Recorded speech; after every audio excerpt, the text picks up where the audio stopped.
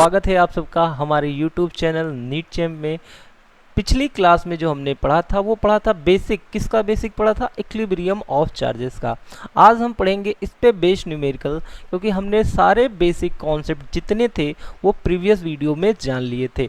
आज हम क्या सीखेंगे, जैसे मैं अगर आपसे बात करूं मेरे दोस्तों, क्या इस मार्कर को या किसी और ऑब्जेक्ट को हम हवा में बिना सपोर्ट के रोक सकते हैं? फिर से सुनिए, क्या इस मार्कर को या किसी अदर ऑब्जेक्ट को हम हवा में रोक सकते हैं बिना सपोर्ट के? तो आप बोलोगे बिल्कुल नहीं, लेकिन मैं बोलूँगा हाँ। और किसके थ्रू रोक सकते हो? तो हमने पढ़ा था प्रीवियस वीडियो में इक्विलिब्रियम ऑफ चार्जेस। ये मार्कर हवा में तब रुक जाएगा जब इस पे लगने वाला नेट फोर्स क्या हो? जीरो हो, कोई इसको नीचे लाएगा ही नहीं। तो ये आएगा क्यों? तो ऐसे ही क्वेश्चन हमको पढ़ने हैं इक्विलिब्रियम ऑफ चार्जेस में। जैसे अब सपोज करिए, इस चीज़ को हम फील करते हैं। सपोज करिए कि आप जहाँ पे खड़े हो वो कमरे की जो छत है उस पे पॉजिटिव चार्ज है, फर्श पे आप खड़े हो वो भी चार्ज कैसा है? वो भी एक पॉजिटिवली चार्ज है।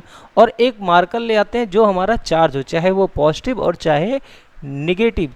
तो इस केस में क्या होगा, हमने बताया था इस साइड और इस साइड कोई भी इक्विलिब्रियम पॉसिबल नहीं होता, लेकिन इनके बीच में इक्विलिब्रियम पॉसिबल होता है। जैसे आपको लगेगा कि हम छत को और फर्श को कैसे चार्ज कर सकते हैं या मार्कर को कैसे चार्ज कर, हमने आपको तरीका बता रखा है इंसुलेटर कंडक्टर को चार्ज करने का। अगर आपने नहीं देखा है तो ये वीडियो देख लीजिएगा, ये थंबनेल आपको दिखाई दे रहा है। वीडियो जाके यूट्यूब में सर्च करिए कि कैसे हम कंडक्टर या इंसुलेटर को चार्ज करते हैं, तो आप समझ जाएंगे कैसे हम चीज़ों को चार्ज कर सकते हैं। अब मज़े की बात देखो मेरे दोस्तों, इस मार्कर को हम रोक सकते हैं कैसे? अगर हमारा छत और हमारी फर्श दोनों क्या हो जाए? पॉजिटिव चार्ज हो जाए। अब देखो इस पे तरह तरह के न्यूमेरिकल बनते हैं। कैसे, ज़रा सोचो। आपसे क्वेश्चन में कह देगा या आपके अंदर ये मन में इच्छा आ जाए कि हम इस मार्कर को एकदम ठीक बीचों बीच रोकना चाहते हैं, ठीक मिडिल में, फर्श और छत के मिडिल में रखना चाहते हैं। तो हमें क्या करना होगा? इनके चार्ज का मैग्नीट्यूड कितना रखना होगा। और अगर हम चाहते हैं कि ये मार्कर छत के पास रहे, छत के करीब रहे, तो इसका मैग्नीट्यूड क्या रखना होगा और इसका मैग्नीट्यूड क्या रखना होगा। और हम चाहते हैं कि ये फर्श के पास रहे, तो मैग्नीट्यूड में क्या चेंज करना होगा। तो आज का हमारा टॉपिक ही यही है और इस पे बेस्ड न्यूमेरिकल करेंगे जो आपके बोर्ड एग्ज़ाम और कॉम्पिटिटिव एग्ज़ाम दोनों में पूछे जाते हैं। और अगर आपने वीडियो को ध्यान से देखा, अंत तक देखा, तो मैं आपको गारंटी देता हूँ आपको सॉल्व करने के लिए कोई फॉर्मूला नहीं लगाना पड़ेगा। केवल कॉन्सेप्ट से हम 1 सेकंड में क्वेश्चंस के आंसर निकाल लेंगे।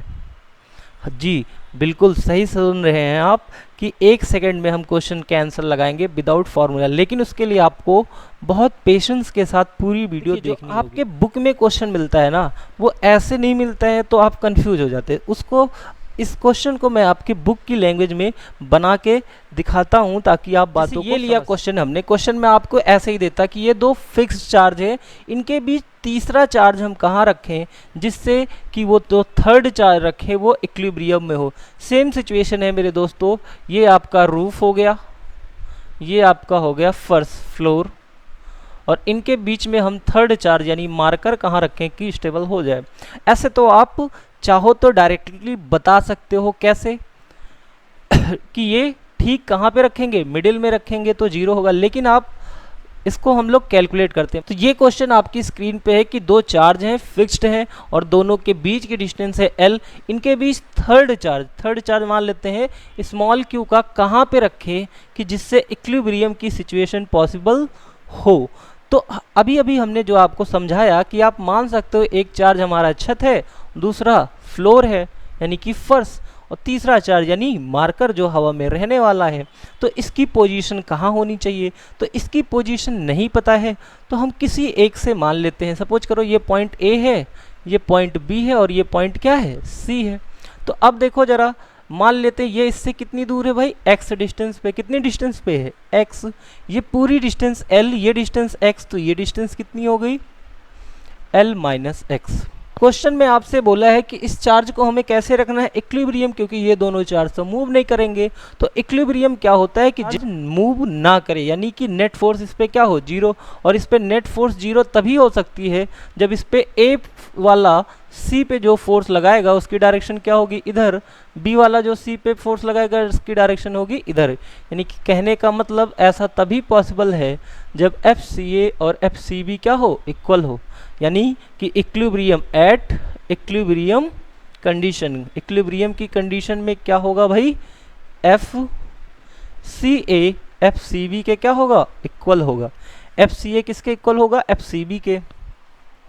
एफ सी ए कैसे निकालते हैं, कांस्टेंट सी पे जो चार्ज रखा है उसका magnitude that is small Q, A पे जो चार्ज रखा है उसका मैग्नीट्यूड कैपिटल क्यू, सी से ए तक की जो डिस्टेंस है वो कितनी है, एक्स, तो एक्स का स्क्वायर। फिर से देखो कांस्टेंट के तो रहेगा, सी पे जो चार्ज रखा है उसका प्रोडक्ट क्यू, बी पे जो चार्ज रखा है उसका प्रोडक्ट कैपिटल क्यू, सी से बी तक की डिस्टेंस कितनी है, एल माइनस एक्स का होल स्क्वायर। जो टर्म कैंसिल हो कैंसिल कर दीजिए, यहाँ आया 1/x² equals to 1/l minus X का होल स्क्वायर। दोनों ही स्क्वायर है तो क्यों ना हम दोनों का क्या ले ले, स्क्वायर रूट ले लें। तो दोनों का स्क्वायर रूट जब आप लोगे तो देखिए क्या मिलेगा आपको, इधर मैं लिख देता हूँ x equals to l minus X, solve कर लीजिए। माइनस एक्स इधर आएगा प्लस एक्स यानी 2x, तो x की वैल्यू क्या आ गई भाई, l/2। x की वैल्यू क्या आ गई, l/2। यानी कि ये पता चला कि ठीक मिडिल में जो है चार्ज आके किस में हो जाएगा, रेस्ट में हो जाएगा। तो मान लेते हैं कि हमने क्या किया कि ये जो मैग्नीट्यूड है फ्लोर, छत का जो मैग्नीट्यूड है हमने 4 टाइम्स इंक्रीज कर दिया। कितने टाइम्स इंक्रीज कर दिया, 4 टाइम्स इंक्रीज कर दिया। तो इससे क्या होगा, मार्कर की पोजीशन क्या अभी भी मिडिल में रहेगी या कहीं और होगी। यानी कि हम निकालना चाहते हैं पोजीशन ऑफ थर्ड चार्ज, जिससे कि वो इक्विलिब्रियम में अब भी रहे। लेकिन ये बात तो क्लियर ही होगी आई थिंक आपको कि अब मिडिल में नहीं रहेगा। क्यों नहीं रहेगा, इस बात को अभी हम कुछ देर में समझते हैं। पहले अभी तो हम समझते हैं ये कहाँ पे आएगा। तो इसका चार्ज का मैग्नीट्यूड हमने 4 टाइम्स इंक्रीज कर दिया। अब कुछ बातें यही होंगी, ए सी पे फोर्स अभी भी उस डायरेक्शन में लगाएगा, बी सी पे फोर्स अभी भी इस डायरेक्शन में लगाएगा, लेकिन कुछ बातें बदल जाएंगी। जैसे यहाँ पे कुछ बातें बदलेंगी, क्या देखो जरा, एफ सी ए निकालेंगे तो जो सी पे चार्ज रखा है उसका मैग्नीट्यूड कितना है, स्मॉल क्यू, सही है यहाँ तक। ए पे जो चार्ज रखा है मैग्नीट्यूड क्यू, ये भी सही है।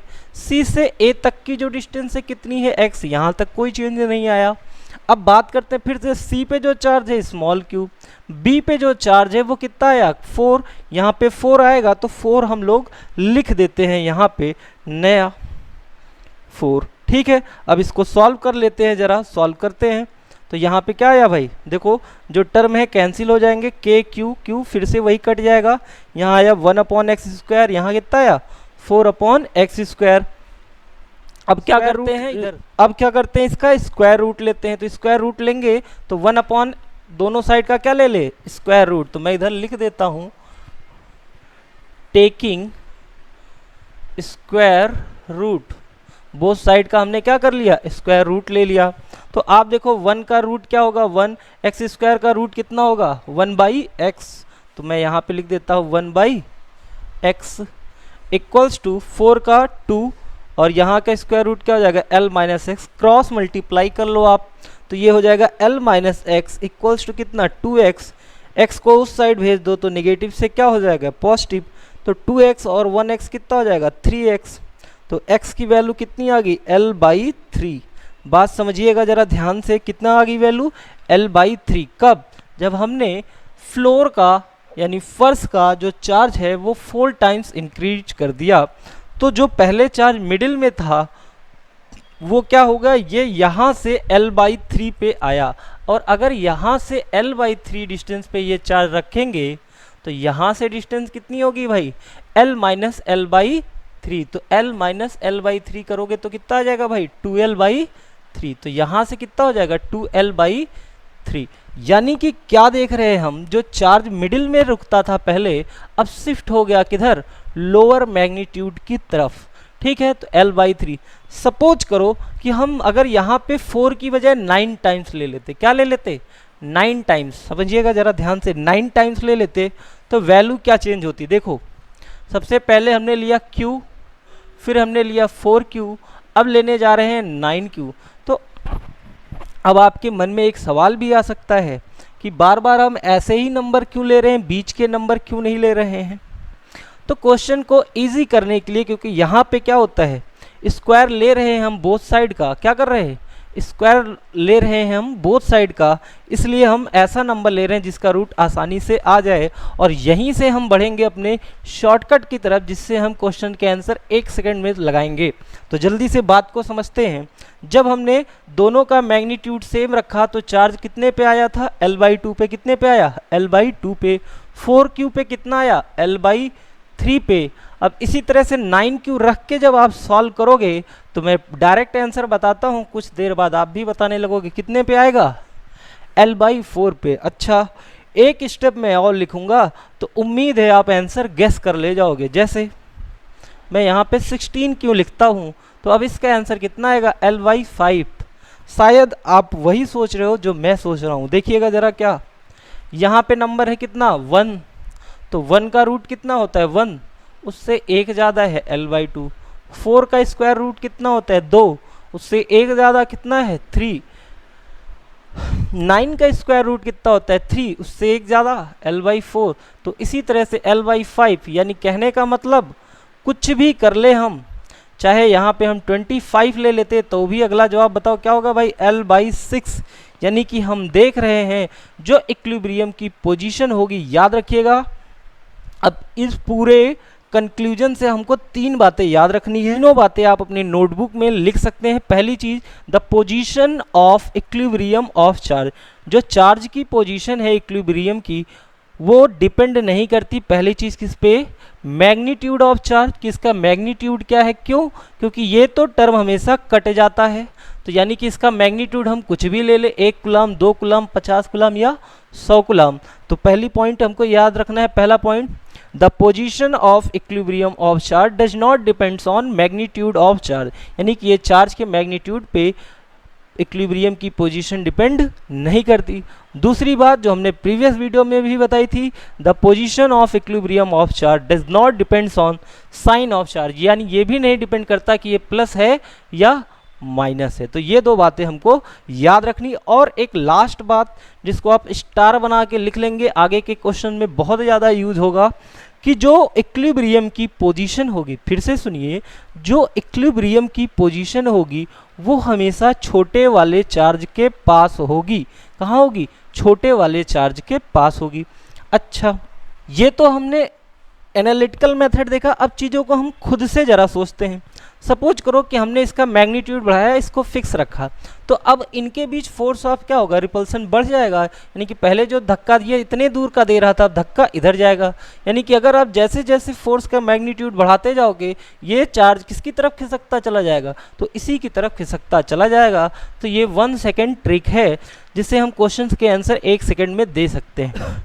99% केसेज में ऐसे ही ऑप्शन बनाता है जो स्क्वायर में हो, लेकिन क्या हो वो 1% अगर स्क्वायर में ना दे तो सपोज करो कि किसी तरह से आपने चार्ज का यहाँ पे जो लास्ट में नंबर आया कटने के बाद, यहाँ पे आ गया 5Q। कितना आ गया, 5Q। तो फिर हमारा आंसर क्या होगा, तो देखो 5 का रूट क्या होगा भाई, 5 का रूट तो √5 होगा, तो हमारा आंसर आ जाएगा √5 + 1। तो ये इक्विलिब्रियम की पोजीशन होगी, जिसके लिए हमको किसी फॉर्मूले का यूज़ करने की ज़रूरत नहीं है। तो यहाँ तक आई थिंक आपको बातें समझ में आ गई होंगी। बढ़ते हैं आगे नेक्स्ट टॉपिक पे। Thanks for watching. A like would be appreciated. And don't forget to subscribe.